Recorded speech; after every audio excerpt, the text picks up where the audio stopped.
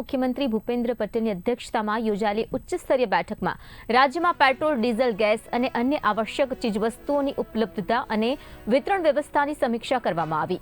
આ બેઠકમાં સ્પષ્ટપણે જણાવવામાં આવ્યું છે કે સમગ્ર રાજ્યમાં હાલ પૂરતો જથ્થો ઉપલબ્ધ છે અને ભવિષ્યમાં પણ સપ્લાય સરળતાથી મળી રહે તે માટે રાજ્ય સરકારે જરૂરી આયોજન કરી દીધું છે.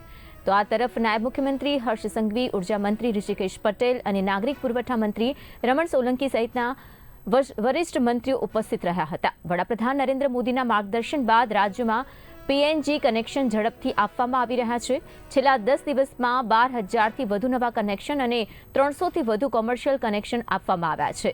રાજ્યમાં 1.28 કરોડ ડોમેસ્ટિક એલપીજી કનેક્શન છે અને પુરવઠો નિયમિત રહે તે માટે ઓઇલ એન્ડ ગેસ કંપની સાથે સતત સંકલન પણ કરવામાં આવી રહ્યું છે અને અત્યાર સુધીમાં 10,000થી વધુ ફરિયાદોનું નિવારણ હેલ્પલાઇન દ્વારા થયું છે. મુખ્યમંત્રીએ સંગ્રહખોરી અને કાળા બજાર કરનારાઓ સામે કડક કાર્યવાહી કરવાની તાકીદ કરી.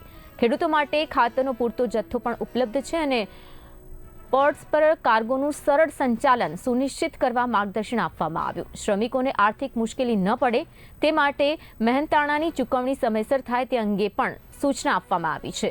રાજ્ય સ્તરે અને જિલ્લા સ્તરે સપ્લાય ચેઇન જાળવવા કોર્ડિનેશન કમિટીની રચના કરવાનો પણ મહત્વનો નિર્ણય લેવામાં આવ્યો છે.